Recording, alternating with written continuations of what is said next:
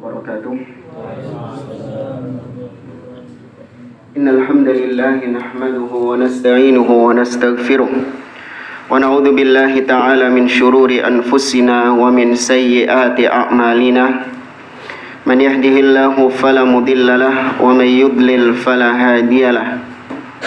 Wa asyhadu an la ilaha illallah wahdahu la syarika lahu. Wa asyhadu anna Muhammadan abduhu wa rasuluh. Ya ayyuhalladzina amanu taqullaha haqqa tuqatih wa la tamutunna illa wa antum muslimun. Ya ayyuhan nasu taqu rabbakumul ladzi khalaqakum min nafsin wahidah wa khalaqa minha zawjaha wa batha minhuma rijalan katsiran wa nisaa'a wattaqullaha alladzi tasaaluna bihi wal arham innallaha kana 'alaikum raqiba. Ya ayyuhalladzina amanu taqullaha wa qulu qawlan sadida yuslih lakum a'malakum wa yaghfir lakum dhunubakum wa may yuti'illaha wa rasulahu faqad faza fawzan 'azima. Amma ba'd. Fa inna asdaqal hadithi kitabullah wa khairal hadi hadi Muhammadin sallallahu alaihi wasallam wa syarrul umuri muhdatsatuha wa kullu muhdatsatin bid'ah wa kullu bid'atin dhalalah wa kullu dhalalatin finnar. Ma'asyiral muslimin, ikhwani fillah, rahimani wa rahimakumullah. Kita melanjutkan kembali pembahasan tentang al-iman bil yaumil akhir. Beriman tentang adanya hari akhir dan perkara-perkara yang termasuk di dalamnya ranah keimanan kepada hari akhir. Setelah pada pertemuan-pertemuan sebelumnya kita membahas beberapa perkara-perkara yang terjadi di hari akhir. Di antaranya adalah pertanyaan mungkar dan nakir, kemudian azab kubur, kemudian siksa kubur, kemudian tiupan sangkakala, kemudian dibangkitkan manusia dari kematiannya dan dikumpulkan di padang mahsyar. Kemudian kita sampaikan tentang kondisi manusia di padang mahsyar tersebut, yang matahari didekatkan dengan jarak yang dekat, maka mereka ada yang tenggelam dengan keringatnya. Kemudian kita sampaikan juga tentang al-mizan, mengimani adanya timbangan di hari kiamat. Dan yang terakhir kita mengimani pembagian catatan amal. Nah, di pertemuan malam hari ini kita melanjutkan di antara perkara yang diimani di hari akhir adalah yaitu al-hisab. Ya, mengimani adanya hisab. Apa yang dimaksud dengan hisab? Pakai ba ya, bukan pakai p. Ya, kalau pakai p ini ahlud dukhon, ahli hisab. Ya. Pakai ba, ya, hisab. Hisab secara bahasa itu artinya adalah yaitu introspeksi. Ya. Ya, seorang dikatakan muhasabah, mengintrospeksi dirinya. Jadi dia merenungkan tentang dirinya, apa yang dilakukan di hari ini, ya, dosa apa yang sudah dia kerjakan di hari ini, dan amalan apa yang dia kerjakan di hari ini, dan apa yang sudah dia persiapkan bagi kehidupannya di akhirat kelak. Ini penggunaan muhasabah sehari-hari kita sering mendengar. Bahkan ada ucapan terkenal dari Al-Khalifatur Rasyid Umar ibn Khattab radhiyallahu ta'ala anhu. Umar ibn Khattab mengatakan, hasibu anfusakum qabla an tuhasabu. Hisablah diri kalian sebelum kelak kalian dihisab. Adapun pengertian muhasabah atau hisab di hari kiamat, yaitu kata Syekh Muhammad bin Shalih Al-Utsaimin, ittila'ul ibad ala a'malihim yaumal qiyamah. Hisab itu artinya adalah peristiwa di mana para hamba manusia di hari kiamat itu masing-masing di antara mereka melihat amalan-amalan mereka. Ya, mereka melihat amalan-amalan mereka. Jadi setelah diberikan catatan, maka kemudian mereka melihat amalan-amalan mereka tersebut yang sudah mereka kerjakan di dunia. Ya, jadi ini disambungkan dengan pembahasan kemarin, pembagian catatan amalnya. Adanya hisab ini, kata beliau, ditunjukkan dengan dalil-dalil Al-Quran, dengan dalil-dalil sunnah, dengan dalil ijma' atau kesepakatan, dan juga dalil akal secara logika. Jadi ada 4 pendalilan tentang adanya hisab, yaitu Al-Quran, As-Sunnah, Ijma' dan pendalilan secara logis, secara akal.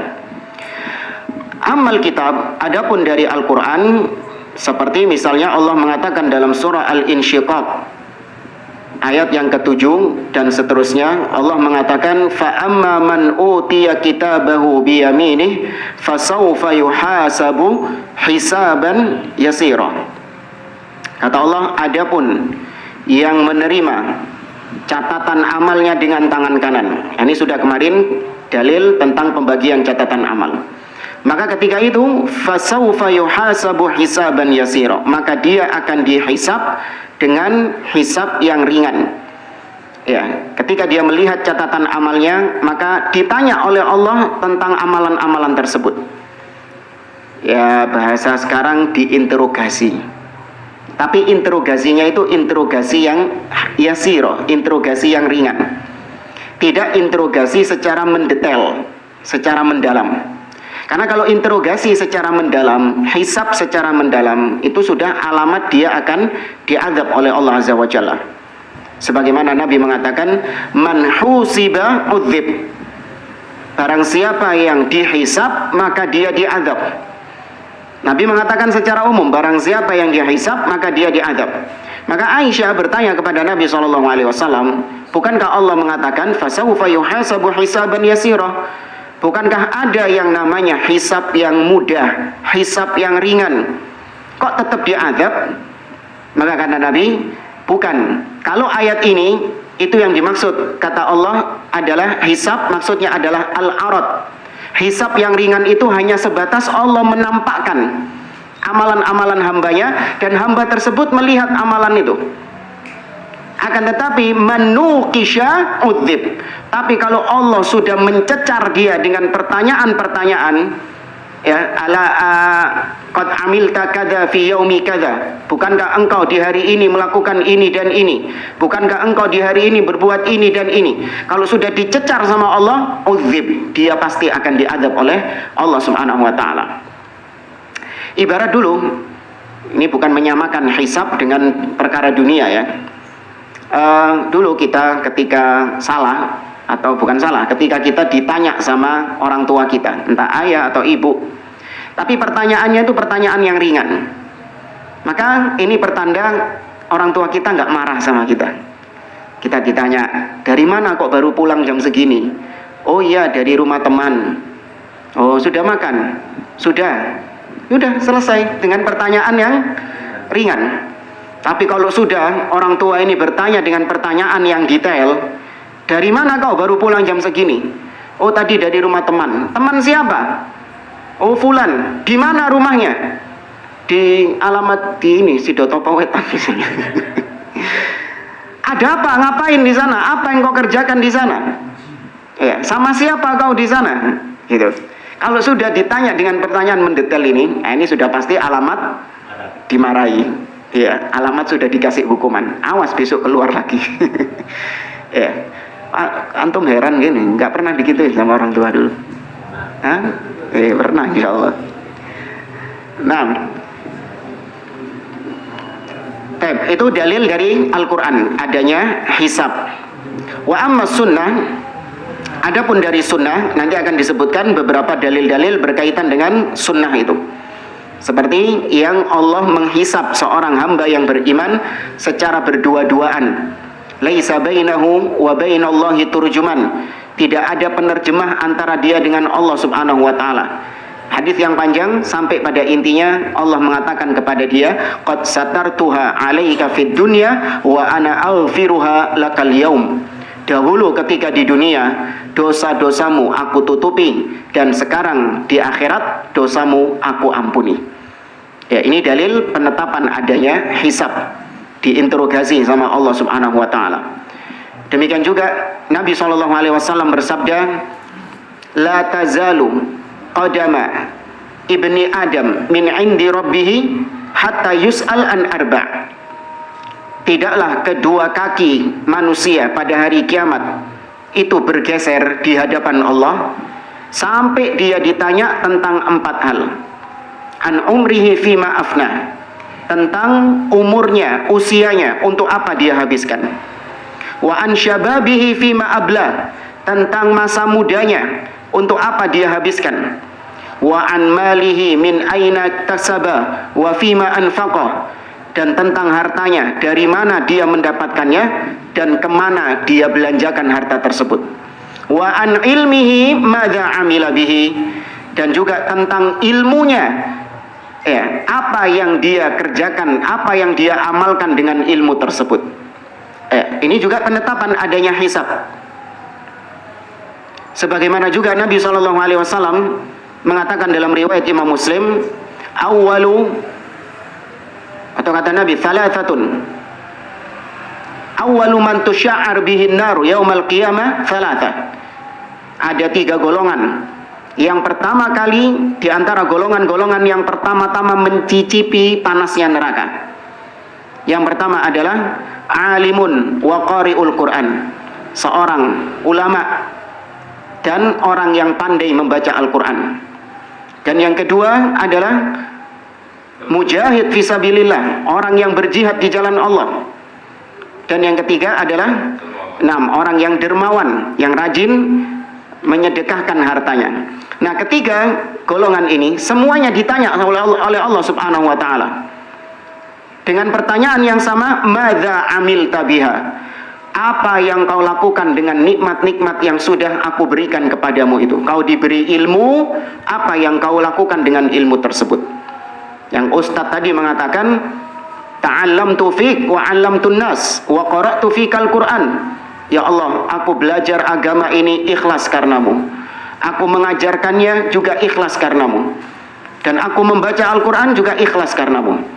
Namun Allah mengatakan, kadzabta, innama ta'allamta liyuqala alim wa qara'ta liyuqala qari'. Kau belajar agama agar kau dikatakan sebagai orang alim, dan kau membaca Al-Quran hanya untuk supaya dikatakan sebagai orang qari' yang pandai membaca Al-Quran. Waqad qil, dan itu sudah kau dapatkan julukan itu ketika di dunia. Fa umira bihi wa suhiba ala wajhihi thumma ulqiya finnar, maka diseretlah wajahnya dan dilemparkan ke dalam neraka jahanam. Nah, di situ ada proses hisab.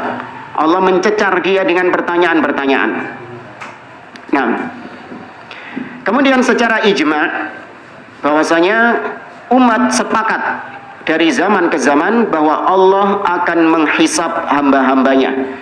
Ya, tidak ada silang pendapat di antara para ulama dari zaman ke zaman. Adapun secara akal, secara logika, pendalilan secara akal bahwa hisab itu ada, yaitu kata beliau, li'annana kallafana bi'amalin fi'lan wa tarkan wa tasdiqan. Wal aqlu wal hikmatu taqtadiyani anna man kallafa bi'amalin fa innahu yuhasabu alaihi wa yunaqashu fihi. Secara logis ya, kita ini di dunia dibebani oleh Allah dengan perintah-perintah. Ya kan? Kita dibebani dengan perintah-perintah dan kita dilarang dengan larangan-larangan. Dan kita juga diperintahkan untuk mengimani perkara-perkara yang wajib untuk kita imani. Semua ini masuk dalam ranah taklif.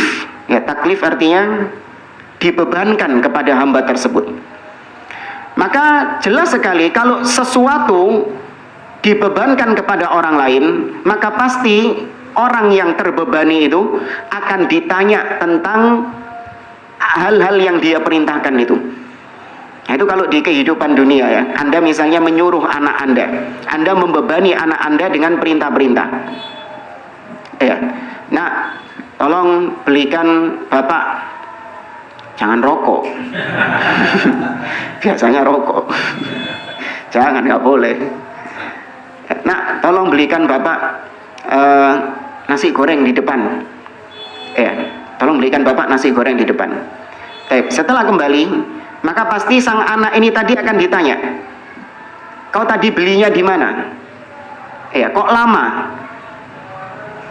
Kenapa kok lama?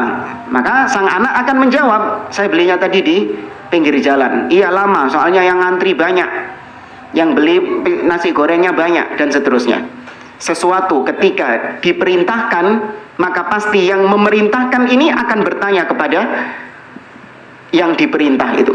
Maka kita diperintahkan oleh Allah dengan perintah-perintah, maka pantas kalau kita nanti di akhirat akan ditanya tentang apa yang Allah perintahkan dan apa yang Allah larang itu. Anda punya anak, misalnya dia merantau kuliah di luar kota. Tiap bulan Anda kasih uang jajan, biaya untuk kehidupannya.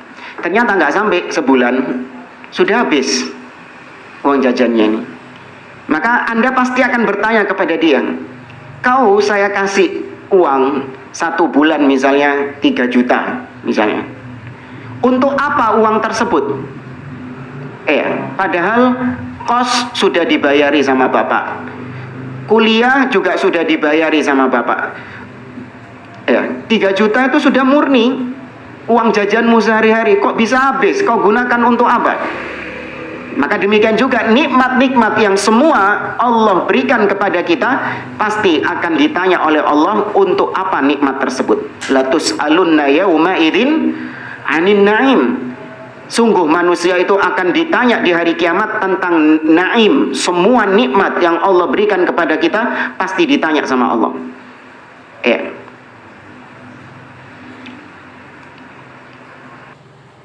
Kemudian kata beliau, yang ditanya di sini adalah al-khalaik, semua makhluk. Maka muncul pertanyaan, apakah semua makhluk ditanya oleh Allah Subhanahu wa taala? Tanpa ada pengecualian. Maka dijawab oleh Syekh Utsaimin, annahu yustathna min dzalika man yadkhuluna al-jannata bila hisabin wala adzab. Diperkecualikan, asalnya ini semua makhluk yang akan dihisab sama Allah, akan ditanya oleh Allah Subhanahu wa taala. Kecuali yang tidak dihisab adalah orang-orang yang mendapatkan keistimewaan masuk surga tanpa hisab dan tanpa azab. Ini sebagaimana riwayat Imam Bukhari dan Muslim, Nabi SAW mengatakan bahwasanya 70.000 orang dari umatku masuk surga tanpa hisab. Ketika ditanya oleh para sahabat, maka ciri mereka adalah humul ladzina la yastarqun wala yaktawun wala yatatayyarun wa ala rabbihim yatawakkalun. Mereka itu tidak melakukan ruqyah, artinya ruqyah yang syirik, dan mereka tidak terbiasa dengan minta ruqyah kepada orang lain kecuali kalau memang darurat membutuhkan. Dan mereka tidak melakukan pengobatan dengan kai kecuali apabila memang darurat. Ini sama, kai dengan minta ruqyah secara asal hukumnya itu adalah makruh, karena bisa menyebabkan seseorang itu kurang tawakalnya kepada Allah Subhanahu wa taala. Kai juga gitu, secara asal makruh karena itu melukai diri. Namun dalam kondisi-kondisi yang tertentu maka dibolehkan hal tersebut. Kemudian wala yatatayyarun, dan mereka tidak tatoyur, menganggap sial. Menganggap sial perkara-perkara yang memang tidak ada dalil keterangan bahwa itu adalah sial. Wa ala rabbihim yatawakkalun, dan mereka bertawakal kepada Rabb mereka. Ini adalah golongan yang mendapatkan keistimewaan masuk surga tanpa hisab dan tanpa azab. Dan di antara atau di setiap 70.000, di setiap 7.000, di setiap, dalam riwayat yang lain, di setiap masing-masing dari 70.000 itu membawa 70.000 lagi. Bukan setiap 1.000. Ada riwayat setiap 1.000, tapi dalam riwayat yang lain likulli wahidin, setiap masing-masing orang dari 70.000 itu membawa 70.000 lagi. Dalam riwayat yang lain likulli alfin sab'una alfan. Setiap 1000 membawa 70.000. Ala khilafi dzalik, ya tetap masih sedikit. Ya, kuotanya tetap sedikit. Nah, kita ini sudah 15 abad jamaah umat Islam ini. Abad-abad pertama itu sudah kita jauh kalah dengan mereka. Para sahabat, para tabi'in itu jumlahnya sudah ribuan. Ya, belum lagi umat Islam 15 abad ini banyak orang-orang soleh di situ. Belum lagi umat Islam di zaman sekarang. Belum lagi umat Islam di zaman setelah kita nanti. Wallahu a'lam, kalau memang ada zaman setelah kita, umat Islam ada lagi setelahnya. Ya, namun kita tidak memikirkan hal tersebut. Yang terpenting adalah kita berusaha. Kita mohon kepada Allah Subhanahu wa taala, semoga Allah memasukkan kita di antara orang-orang yang masuk surga tanpa hisab dan tanpa adab. Ya. Siapa sahabat yang sudah dipastikan hal ini? Ada namanya disebut oleh Nabi dalam lanjutan hadisnya. Ukasyah bin Mihsan. Ya, Ukasyah bin Mihsan datang kepada Nabi SAW. Ya Rasulullah, ud'ullaha ayyaj'alani minhum. Ya Rasulullah, doakan saya, mintakan kepada Allah agar saya termasuk di antara 70.000 itu. Maka Nabi mengatakan, anta minhum, kau sudah termasuk di antara 70.000 itu. Maka sahabat yang lain ketika melihat Ukasyah bin Mihsan seperti itu, melok mereka. Ya, namun kemudian Nabi SAW menutup pintu itu dengan ucapan yang diplomatis. Nabi mengatakan, sabaqaka biha Ukasyah, kau sudah didului sama Ukasyah. Ya. Ini ucapan diplomatis. Nabi tidak menolak, tapi Nabi juga tidak mengiyakan, memastikan. Karena ini perkara gaib.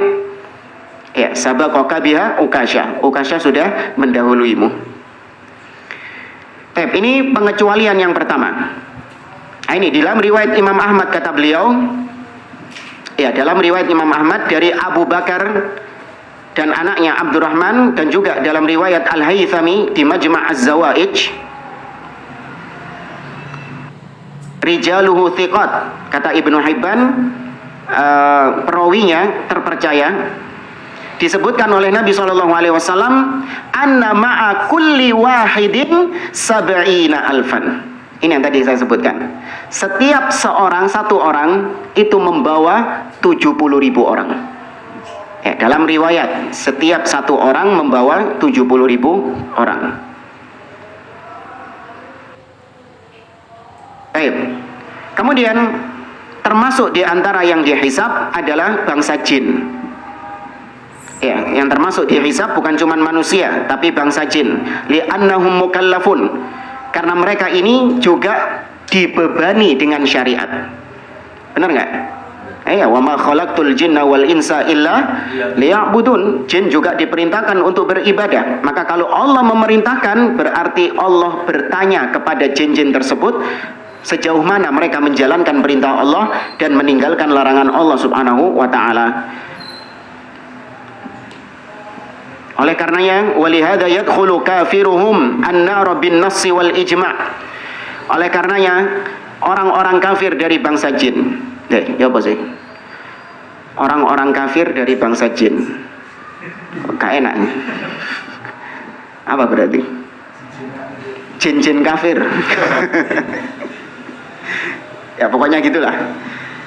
Oleh karenanya, yang kafir-kafir ini dari bangsa jin itu juga merasakan neraka, dimasukkan ke dalam neraka berdasarkan dalil-dalil sebagaimana firman Allah di dalam surah Al-A'raf ayat yang ke-38. Allah mengatakan, qala dukhulu fi umamin qad khalat min qablikum minal jinni wal insi finnar. Berkata Allah Subhanahu wa taala, masuklah kalian ya ke dalam neraka yang mana di dalamnya sudah ada umat-umat sebelum kalian yang mendahului kalian masuk neraka. Siapa mereka? Minal jinni wal ins, dari kalangan jin dan dari kalangan manusia. Jadi jin masuk neraka. Demikian juga di ayat yang lain, masih di surat Al-A'raf, ana lupa ayatnya, tapi di dekat-dekat terakhir surat Al-A'raf. Walaqad dzara'na li jahannama katsiran minal jinni wal ins lahum qulubun la yafqahuna biha wa lahum a'yunun la yubsiruna biha wa lahum adhanun la yasma'una biha ulaika kal an'ami bal hum adall ulaika humul ghafilun. Sesungguhnya kami telah menyiapkan neraka jahanam untuk kebanyakan jin dan manusia. Mereka punya hati namun tidak memahami, mereka punya mata namun tidak melihat, mereka punya telinga namun tidak mendengar. Mereka itulah seperti hewan-hewan ternak, bahkan mereka lebih sesat dari hewan-hewan ternak itu. Maka dipastikan jin itu juga masuk neraka. Wa yadkhul mu'minuhumul jannah ala qauli jumhur ahli ilm. Adapun jin-jin yang beriman masuk surga enggak? Iya, masuk surga berdasarkan jumhur ulama. Berarti di sini ada khilaf. Ya, tapi pendapat yang rajih wa huwa sahih kata Syekh Utsaimin. Ini pendapat yang rajih. Kalau jin-jin kafir itu masuk neraka, maka ada di sini namanya mafhum mukhalafah. Pemahaman cermin dari ayat itu. Berarti kalau ada jin masuk neraka, maka pasti ada yang masuk surga. Maka jin yang masuk surga adalah orang-orang yang beriman. Karena jin juga ada yang beriman. Sebagaimana dalam surah Jin. Ya, Allah kisahkan jin-jin itu mengatakan minnas salihuna wa minna duna dzalik kunna tara'iqa qidada. Di antara kami bangsa jin ada yang soleh, dan di antara bangsa jin ada yang tidak soleh. Dan kami pun bertingkat-tingkat. Yang soleh bertingkat-tingkat, ada yang maksiat, yang kafir juga bertingkat-tingkat. Bahkan Al-Imam Ibnul Qayyim rahimahullah menyebutkan juga bahwa di antara para jin man yakunu mubtadi'an. Ada juga jin yang ahli bid'ah. Soalnya jamaah. Ya, ada juga jin yang ahli bid'ah. Baik. Ini buat jin-jin yang hadir di sini disimak ya.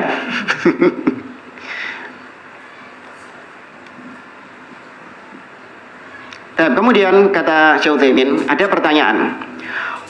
Wa hal tashmalul muhasabatul bahaim? Apakah hisab itu juga mencakup hewan-hewan? Apakah hewan-hewan itu juga mengalami hisab? Ya. Maka dijawab oleh beliau, ammal qisas fayashmalul bahaim. Adapun qisas, ya qisas itu adalah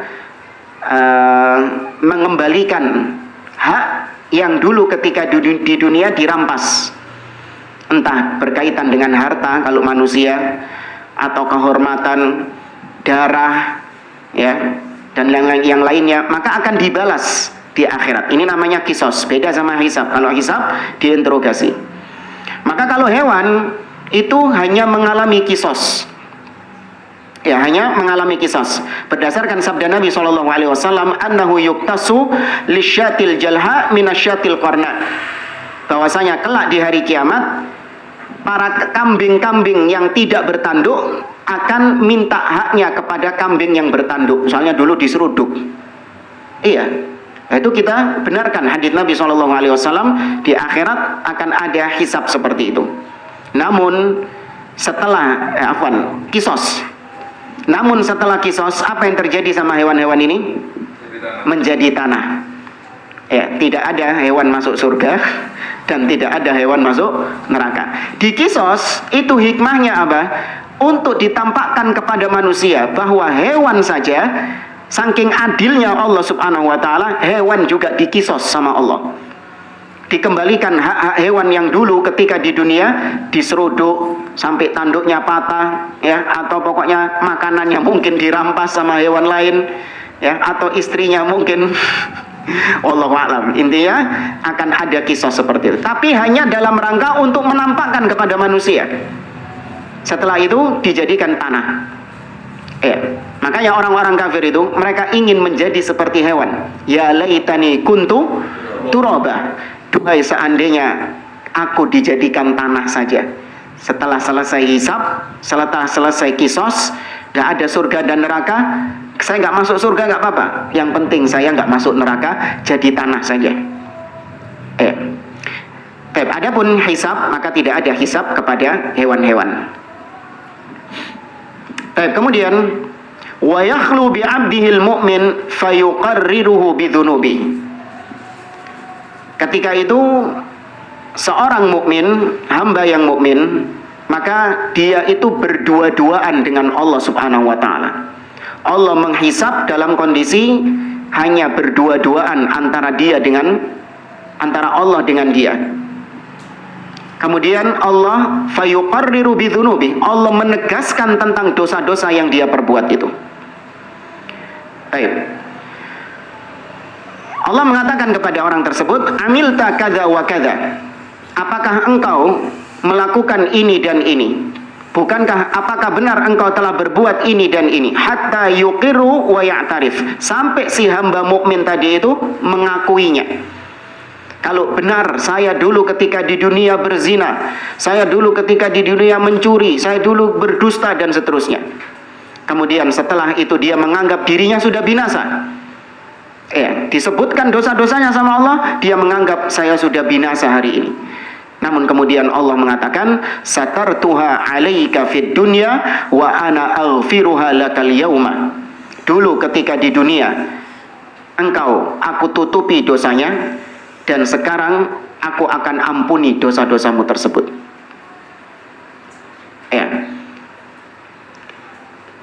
Dan di akhirat Allah Azza wa Jalla masih tetap menutupi dia. Jadi ketika dicecar, dihisab sama Allah Subhanahu wa taala, itu tidak di hadapan hamba, tidak di hadapan manusia. Tapi tetap ditutup oleh Allah Subhanahu wa taala, tidak ada yang melihat dan tidak ada yang mendengarnya. Wa hadza min fadlillah azza wa jalla 'alal mu'min.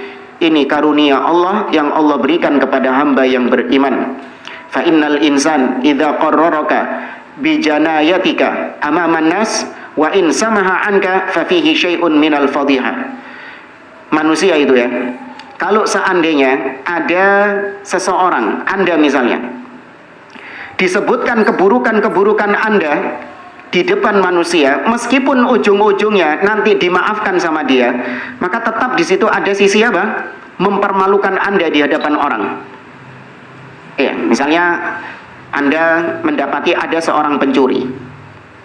Anda tahu pencuri ini mencuri harta Anda, dan kemudian Anda tampakkan perbuatannya ini di hadapan manusia. Berapa yang kau curi? Uang saya. Apa saja yang kau curi? Itu di hadapan manusia. Maka meskipun ujung-ujungnya ya sudah, saya maafkan kau. Lagi-lagi jangan mencuri ya. Meskipun ujung-ujungnya dimaafkan, namun tetap di situ ada sisi apa? Mempermalukan orang tersebut. Namun Allah, meskipun Allah memaafkan hal tersebut, mengampuni dosa-dosanya, namun Allah tetap menutupinya. Ketika diinterogasi itu, Allah tetap menutupinya.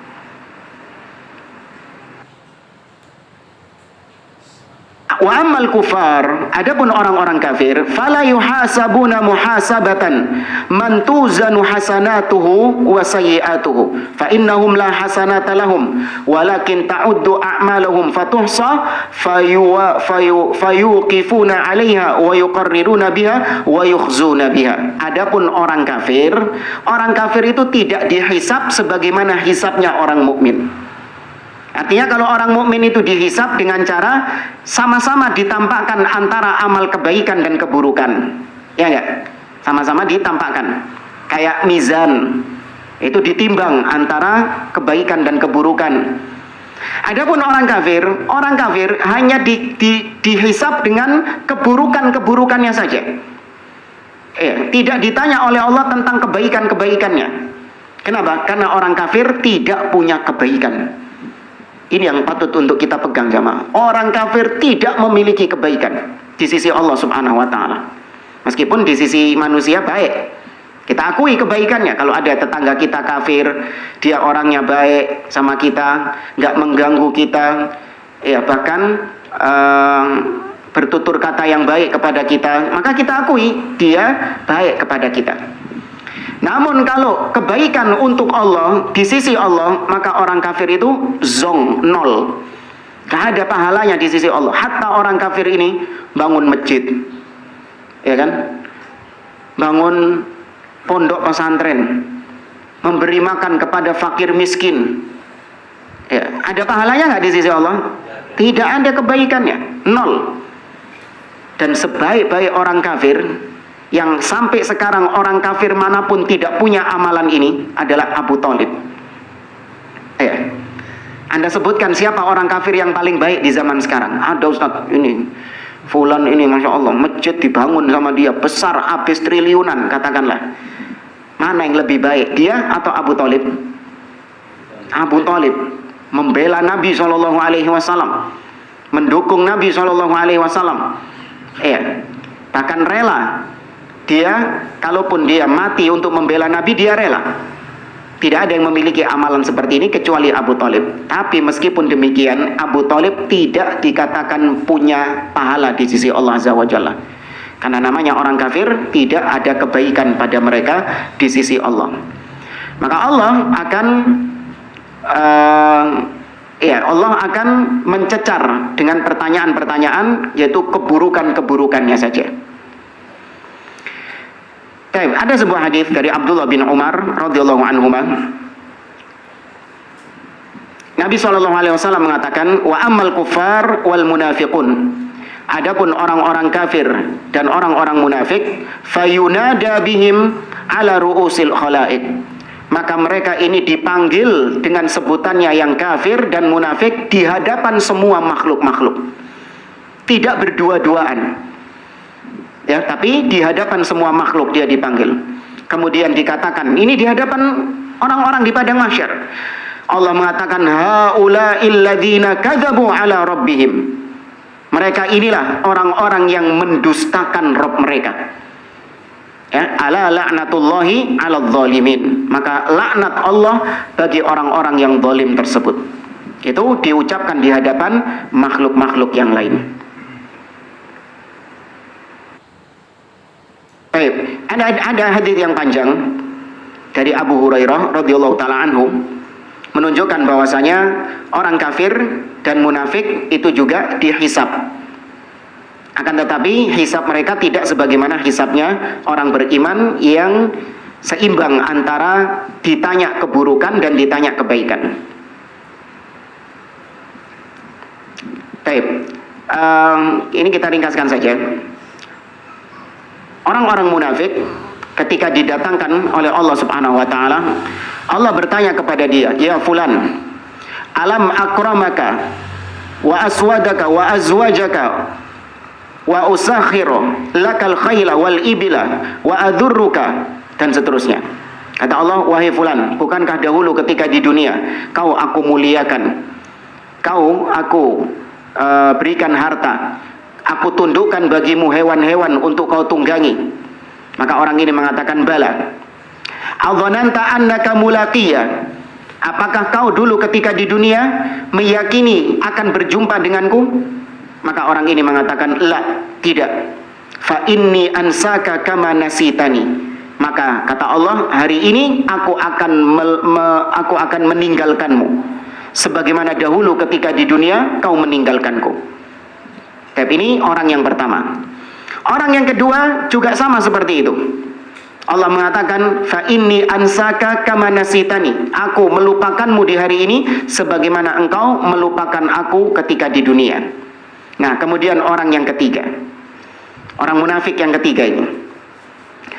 Dia mengatakan kepada Allah, "Ya Rabbi, amantu bika wa bi kitabika wa bi rusulika wa shallaitu wa sumtu wa tasaddaqtu wa yuthni bi khairin mastata'."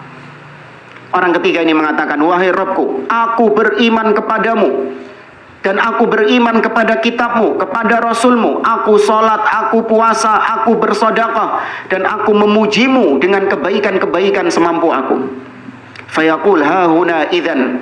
Maka kemudian Allah mengatakan, kalau begitu inilah ya seseorang yang berbeda dengan orang-orang yang sebelumnya. Kalau orang sebelumnya mengakui bahwasanya aku tidak beriman kepadamu, meskipun di dunia munafik dia, tapi dia mengakui aku tidak beriman kepadamu, maka selesai perkaranya, dia akan dimasukkan ke dalam neraka.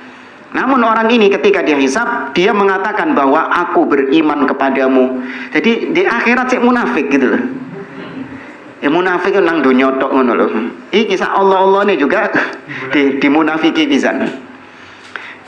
Maka kalau begitu Allah mengatakan kepada dia, al-an nab'atsu syahadana atau syahidana 'alaika. Oke, kata Allah, kalau begitu sekarang kami akan panggil saksi-saksimu. Ya, kami akan panggil saksi-saksimu.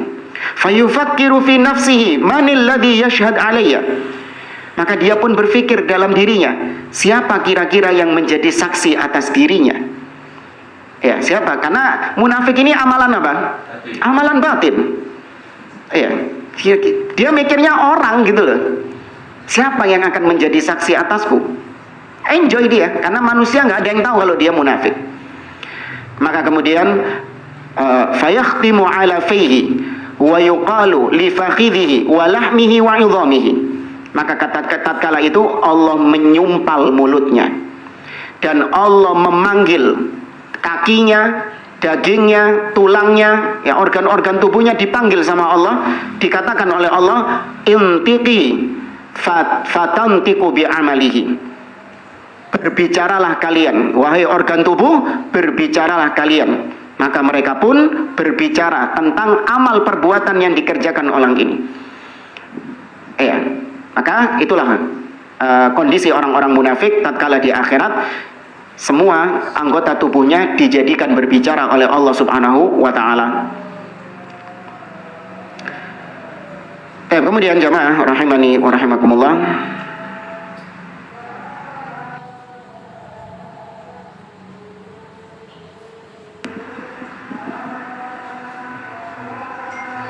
di sini ada faedah, awwalu ma yuhasabu alaihi al-'abdu minal a'mali as-shalah.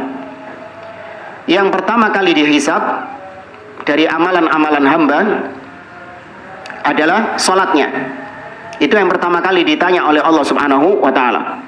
Sebagaimana Nabi SAW mengatakan, awwalu ma yuhasabu bihil 'abdu yaumal qiyamah as-shalah. Idza salahat salaha sa'iru amalihi wa idza fasadat fasada sa'iru amalihi. Yang pertama kali ditanya oleh Allah dari seorang hamba adalah salatnya. Apabila salatnya baik, maka yang lain itu baik. Dan kalau salatnya buruk, maka yang lain itu juga akan buruk. Wa awwalu ma yuqda fihi bainan nasi ad-dima. Ini kalau pertanyaan antara pertanyaan yang berkaitan dengan hak-hak Allah seperti salat, puasa, haji, sedekah. Ini kan antara hamba dengan siapa? Allah. Berkaitan dengan hak Allah, yang pertama kali ditanya adalah salatnya. Tapi kalau antara hak hamba, maka yang pertama kali ditanya adalah ad-dima, darah. Ya, berkaitan dengan darah. Di anna salata afdalul ibadatil badaniyah. Salat itu adalah ibadah badan yang paling afdal. Wad-dima a'dhamu ma yu'tada bihi fi huquqil adamiyyin. Adapun darah itu adalah hak manusia yang paling besar, yang banyak dilanggar oleh kebanyakan orang. Ya. Baik, jamaah rahimani wa rahimakumullah, maka ini tadi yang berkaitan dengan al-hisab.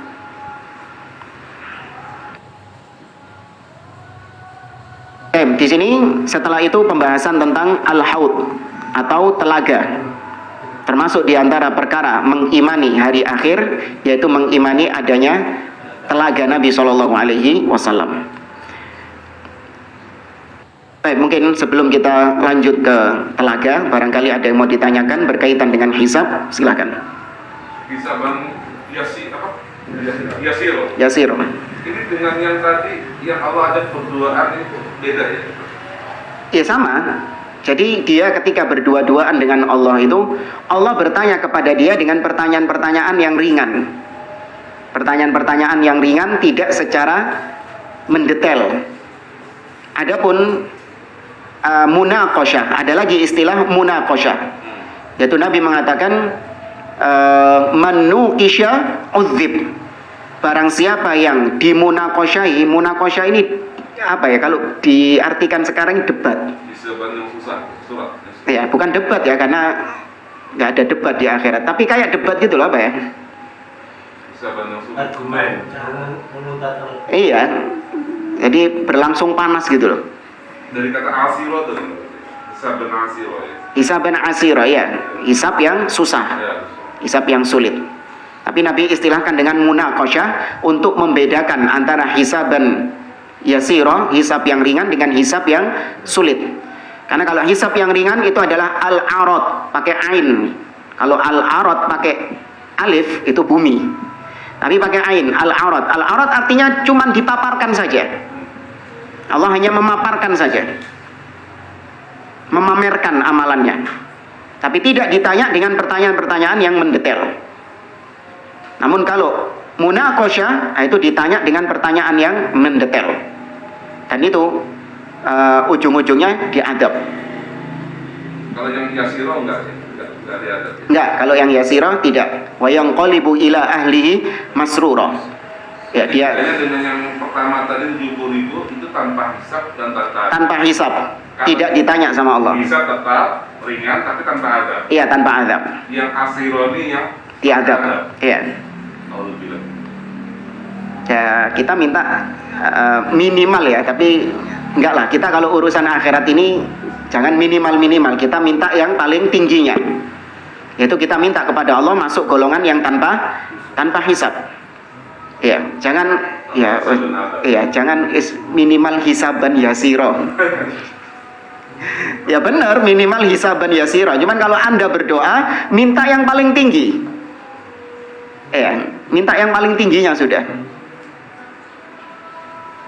Nah, wallahu a'lam. Tab yang lain? Jadi maksudnya Ustaz yang hisaban yasiro ini tetap ada dosa, tetap ada berbuat salah, tapi Allah Mengampuninya. Iya, Allah mengampuninya. Jadi dengan timbangan tadi hubungannya gimana? Iya, kalau timbangan itu, Timbangannya gimana nih? Ya yasiro ini. iya, kalau timbangan tersebut Allah Subhanahu wa taala menimbang amalan-amalan hamba itu, namun hasilnya nanti tetap akan ditanya. Jadi timbangan ini secara umum dulu, tidak diperinci. Karena namanya timbangan ini kan juga bentuknya apa ya? Mujmal. Mujmal ini ungkul. Iya, umum. Rincian-rinciannya itu nanti dihisab. Ya, rincian-rinciannya ini nanti ada dihisab. Karena kalau ditimbang itu masih timbangan secara umum. Ibarat Anda misalnya kalau nimbang itu masih dikreseki timbangannya. Yang jerone kreseki iki apa? Rinciannya. Ya, itu belum tahu. Ya, itu belum tahu. Nah, baru nanti ketika dihisab, nah ini dipaparkan sama Allah Subhanahu wa taala. Detailnya. Mungkin nggak itu Ustaz? Keburukannya lebih besar dari yang hisaban yasiro. Mungkin nggak? Apa mungkin maksudnya keburukannya yang sedikit, kebaikannya banyak, terus Allah berikan hasiban yasiro ini yang sedikit ini Allah ampuni begitu? Apa mungkin begitu? Wallahu a'lam ya. Kalau perkara Ini hasiban yasiro ini orang yang timbangannya lebih banyak keburukannya kan pasti atau yang di sini disebutkan mukmin. Di sini disebutkan mukmin. Nah, mukmin kan pasti ada salah ya. Iya, disebutkan mukmin. Maka mungkin bisa jadi ketika ngelihat hadis tentang bitokoh ya, kalau kita sambungkan dengan hadis bitokoh, orang yang memiliki secari kertas bertuliskan la ilaha illallah, seorang yang mungkin timbangan keburukannya, ya timbangan keburukannya lebih berat daripada kebaikannya, padahal dia ini seorang mukmin, maka bisa dengan rahmat Allah Subhanahu wa taala Allah ampuni semua dosa-dosanya itu. Tapi kalau ternyata Allah tidak mengampuninya, maka ya sudah, dia masuk ke dalam neraka. Sebagaimana kaidah umum, pelaku dosa besar itu tahta masyiatillah, di bawah kehendak Allah. Kalau ketika dihisab, dicecar dengan pertanyaan-pertanyaan tersebut, dan dia mengakui dosa-dosanya yang disebutkan sama Allah itu, dia akui dia melakukan semuanya. Kalau Allah nggak mengampuni gimana? Hak Allah itu, hak Allah bukan? Hak Allah, maka dia diazab di neraka. Tapi azabnya tidak apa kalau mukmin? Tidak kekal. Ya, yang disebutkan oleh Nabi itu hanya yang dikehendaki sama Allah. Awas. Qad satartuha 'alaikal fid dunya wa ana aghfiruha lakal yaum. Dulu ketika di dunia aku tutupi dan sekarang aku ampuni. Ini liman yasha, bagi yang dikehendaki sama Allah. Jadi jangan enak-enakan, oh mukmin itu pasti seperti hadis ini semua. Tidak. Ya, dia dihubungkan dengan firman Allah, innallaha la yaghfiru an yushraka bihi wa yaghfiru ma duna dzalika liman yasha. Yang dikehendaki Allah yang diampuni. Nah, disebutkan oleh Nabi untuk supaya kita ini melihat atau kita ini meyakini rahmat Allah luas, ampunan Allah luas. Jangan berputus asa dari rahmat Allah Subhanahu wa taala. Bisa jadi seorang dengan banyak dosa diampuni sama Allah Azza wa Jalla. Naam, tapi dipastikan nggak bisa. Ya, semua kembali kepada Allah Azza wa Jalla. Dan nggak ada rumusnya. Ya, nggak ada rumusnya. Kembali kepada kehendak Allah Subhanahu wa taala. Semau-maunya Allah. Ya. Wallahu a'lam. Satu lagi masih. Ya. Bingung kan ini. Ini Ustaz. Seseorang hamba yang bisa mengakui salah pada saat ditanya Allah itu karena jawabannya karena Allah yang mengokohkan jawaban itu. Karena yang di satu sisi ya tadi pertanyaannya kepada orang munafik kan ada yang masih bermunafik juga. Nah, itu Allah yang menentukan, Allah yang mengendaki omongan atau jawabannya begitu. Apa karena orangnya? Ya kalau disebutkan mukmin itu mukmin siapapun selama masih ada iman di situ, maka dia akan memandang hari tersebut adalah hari yang berat, hari yang menakutkan. Terlebih kalau seorang itu memiliki banyak kesalahan dan di hadapannya itu ada Allah Subhanahu wa taala tanpa ada yang membela dia di hari tersebut. Dan dia kalau dia mukmin, dia mengimani bahwa Allah alimun bidzatis sudur. Allah tahu isi hati seseorang, maka nggak mungkin ada jalan keluar untuk ngeles. Maka ya sudah, dengan keimanannya itu dia menjawab, mengakui perbuatan dosa tersebut. Ya, namun kalau orang kafir, orang munafik memang nggak punya iman. Dianggapnya persidangan di akhirat itu sama seperti persidangan di dunia. Ya, Allah bisa ditipu sama dia dengan ucapannya. Maka Allah tutup mulutnya dan Allah jadikan anggota tubuhnya sebagai saksi. Al-yauma nakhtimu ala afwahihim wa tukallimuna aydihim dan seterusnya. Maksudnya apa ya kalau misalnya? Maksudnya begini, Pak. Ya, Pak. Ini seorang mukmin ya, yang bakal dihisab tadi ya, hisaban yang tadi Yasiro tadi. Iya. Ini pilihan manusia kan menjawab ini gitu loh. Karena kata Allah yang pilih bahwa hamba ini pasti dia Allah dengan ilmunya mengetahui kalau hamba tersebut pasti akan mengakuinya. Tapi Allah tidak memaksa. Berarti juga ada kan? Apanya? Yang lain juga nggak ngakui ada. Kalau mukmin lain yang tidak mengakui, wallahu a'lam, tidak ada hadis yang berdalil dengan hal tersebut. Yang disebutkan orang-orang kafir, al-yauma nakhtimu ala afwahihim, ini ayat-ayat berkaitan dengan orang-orang kafir. Iya. Kalau mukmin tidak disebutkan ada dalil yang menunjukkan bahwa mereka ini ngeles seperti ngelesnya orang munafik tadi, Iya. Wallahu a'lam, tidak ada. Berarti ada nggak nih ciri-ciri orang yang bakal mendapatkan hisaban yasiro nih? Yang maksudnya berduaan sama Allah, diajak Allah bertanya terus dia ngakui, akhirnya Allah ampuni. Kan nggak semua mukmin digituin kan? Iya. Kan ada yang asiro juga kan, yang masuk neraka kan begitu. Nah ini kriterianya yang mendapat yang kayak gini gimana? Yang bisa menjawab, maksudnya jujur, gentleman, ngakui, gitu lah. Artinya nggak ngeles gitu. Iya. Ada nggak ini dari selama ini dari ulama? Iya, seorang mukmin, kriteria seorang mukmin yang gitu mendapatkan hisab yang ringan, yaitu mereka-mereka yang tidak jatuh dalam perkara-perkara dosa yang besar, tidak jatuh dalam maksiat-maksiat yang besar, dan dosa-dosanya dia itu tertutupi dengan hasanat, tertutupi dengan kebaikan-kebaikan. Ya, ini yang kelak dihisab dengan hisab yang ringan. Setiap kali dia berdosa, maka dia bertobat kepada Allah Subhanahu wa taala, dia tutup dengan amal-amal kebaikan. Karena seorang yang melakukan perbuatan dosa itu tetap akan ditanya oleh Allah, meskipun dia sudah bertobat dari dosa tersebut, tetap akan ditanya sama Allah Azza wa Jalla, akan dihisab. Namun Allah kabarkan kepada dia bahwa diampuni dosanya itu karena ada amal-amal lain yang menutupinya, atau tobatnya diterima sama Allah Subhanahu wa taala, atau ini belum kita sebutkan, karena istighfar dari anaknya. Ya. Dalam riwayat yang lain, Nabi SAW menceritakan bahwa didatangkan seorang di hari kiamat dengan amalan-amalan yang besar, ya, dengan amalan-amalan yang banyak. Maka orang ini bertanya kepada Allah, "Anna li hadza?" Dari mana aku mendapatkan amalan-amalan sebanyak ini? Maka dijawab oleh Allah, "Bistighfari waladika laka." Ini semua karena istighfar anakmu untukmu. Nah, itu juga diantara perkara-perkara yang bisa menjadikan seseorang dihapuskan dosa-dosanya dan mendapatkan keistimewaan untuk diampuni oleh Allah ketika dihisab itu. Ya, tapi kalau dipastikan ini kembali kepada kemauan Allah Subhanahu wa taala. Kadang orang tobatnya nggak diterima sama Allah, atau terkadang orang tersebut amalan-amalan yang fungsinya untuk menutupi dosa tersebut, ternyata amalan baiknya juga nggak diterima sama Allah Azza wa Jalla. Ya, namun kita berusaha untuk menutupi setiap keburukan kita dengan kebaikan-kebaikan. Innal hasanat yudhibnas sayyi'at. Sesungguhnya kebaikan itu bisa menghapuskan keburukan-keburukan. Ya, wallahu a'lam. Yang sifat anak tadi itu yang syafaat itu, bukan? Ya syafaat dari. Nah, itu dapat syafaat dari anak, bukan? Bukan syafaat. Kalau syafaat di surat At-Tur. Lain lagi ya ceritanya. Beda. Syafaat yang dinaikkan derajat surganya itu.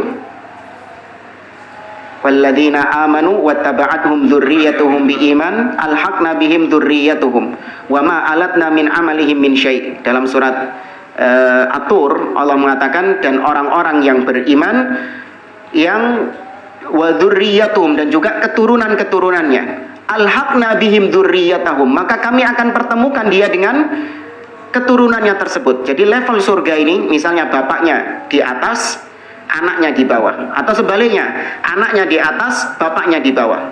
Maka yang di atas itu bisa nyeret kepada yang bawah. Ini namanya syafaat juga ini. Ini termasuk jenis syafaat. Nah, untuk menyeret ini, wa ma'alatna min amalihim min syai'. Kami tidak perlu mengurangi derajat yang atas ini. Harusnya kalau ingin supaya ketemu, itu yang atas harus apa dulu? Dikurangi. Baru bisa bertemu, minimal ketemu di tengah. Ya, tapi kata Allah, kami tidak perlu mengurangi amalan yang atas ini, yang bawah langsung dinaikkan sama Allah Subhanahu wa taala. Ini baru syafaat anak kepada orang tuanya. Ya. Tapi kalau ini termasuk di antara amalan-amalan jariyah yang kata Nabi sallallahu alaihi wasallam, "Idza mata ibnu Adam idza mata ibnu Adam in qata'a anhu amaluhu illa min thalath." Terputus semua amalannya kecuali 3, shadaqatin jariyah wa ilmin yuntafa'u bihi wa waladin salihin yad'u lahu. Anak soleh yang terus mendoakannya. Ya. Itu wallahu a'lam. Ditaubat itu untuk satu orang atau jumlahnya banyak? Maksudnya? Ditaubat itu untuk satu orang atau bisa berlaku untuk orang lain? Bisa berlaku untuk orang lain. Para ulama menyebutkan tentang hadis bitokoh ini tidak ada, selama yang kita pelajari, tidak ada yang menyebutkan bahwa ini spesial buat orang itu saja. Tidak. Yaitu berlaku umum buat siapa saja yang dia bertauhid kepada Allah, berpegang teguh dengan tauhidnya, ada kabar gembira, Allah mengampuni semua dosa-dosanya kalau Allah berkehendak. Ya. Yang khusus itu yang dijelaskan oleh para ulama, Abu Thalib. Abu Thalib itu khusus. Syafaat Nabi kepada Abu Thalib itu khusus. Karena orang kafir kaidahnya tidak bisa mendapatkan syafaat dari siapapun. Fama tanfa'uhum syafa'atus syafi'in. Tidak bermanfaat bagi orang-orang kafir syafaatnya orang-orang yang memberi syafaat. Nah, Abu Thalib kok bisa dapat syafaat? Iya, ini istifna, kekhususan. Tapi itu pun syafaatnya hanya sebatas apa? Meringankan, tidak mengeluarkan Abu Thalib dari neraka. Itu baru dijelaskan oleh para ulama kekhususan. Tapi kalau hadis bitokoh itu umum, berlaku bagi siapa saja. Wallahu a'lam. kalau kisos hewan kepada manusia ada? Kisos hewan kepada manusia, wallahu a'lam. Wallahu a'lam. Iya, nggak pernah tersinggung. Wallahu a'lam. Kalau yang syafaat itu ada nggak yang dari neraka dapat syafaat dinaikkan ke surga? Iya, kalau itu bagi usatul mukminin, orang-orang beriman yang bermaksiat, yang mereka masuk neraka tapi mereka masih ada iman. Ya, dalam riwayat Nabi SAW menceritakan sebagian orang berkata kepada Allah Subhanahu wa taala, Inna lana ikhwanan. Ya Allah, dulu ketika di dunia kami memiliki saudara-saudara. Nusolli ma'ahu wa nasumu wa nahujju. Kami salat bersama mereka, kami puasa bersama mereka, kami haji bersama mereka. Wa ma ra'ainahum, dan kami tidak melihat mereka di surga ini. Maka Allah memerintahkan mereka untuk pergi ke neraka. Ya, fa akhrij minan nar man kana fi qalbihi mithqala dzarratin minal iman. Pergilah ke neraka dan keluarkan dari neraka siapapun yang masih ada keimanan di antara mereka meskipun sebiji sawi keimanannya, maka dikeluarkan. Itu juga syafaat. Ya, itu juga syafaat. Makanya berteman dengan orang-orang soleh ini manfaatnya. Dicari antum sama mereka. Iya. Yang tadi bersama. Iya, masya Allah. Bisa tanya Ustaz ya.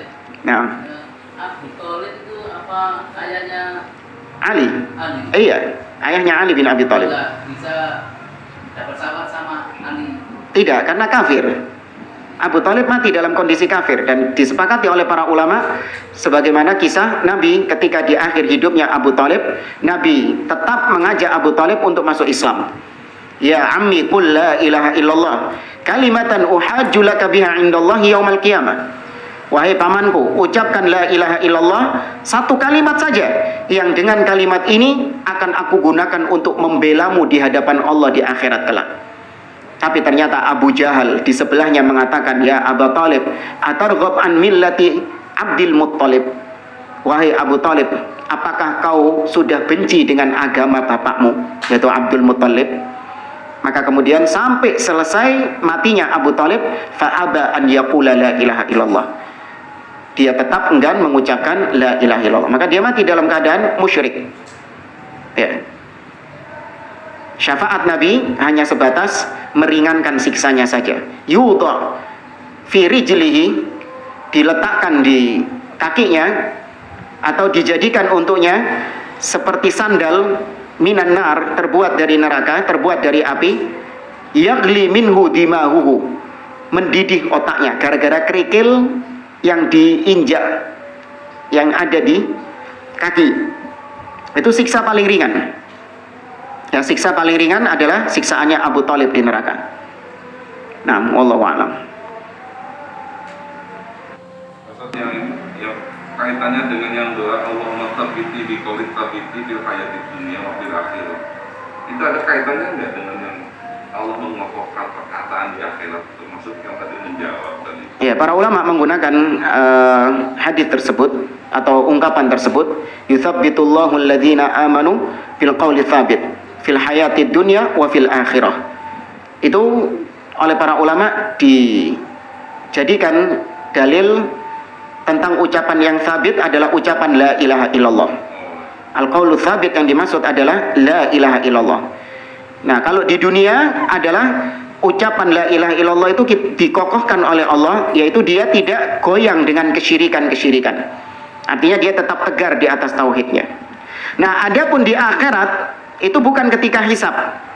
Adapun di akhirat yang butuh la ilaha illallah di mana? Alam kubur, alam barzakh. Nah, itu yang butuh untuk dikokohkan ucapan la ilaha illallah tersebut. Bukan pertanyaan 3, pertanyaan malaikat itu. Iya, di alam barzakh itu. Iya, itu yang dimaksud para ulama tadi di surat Ibrahim. Yutsabbitullahu alladzina amanu bil qawli tsabit. Nah.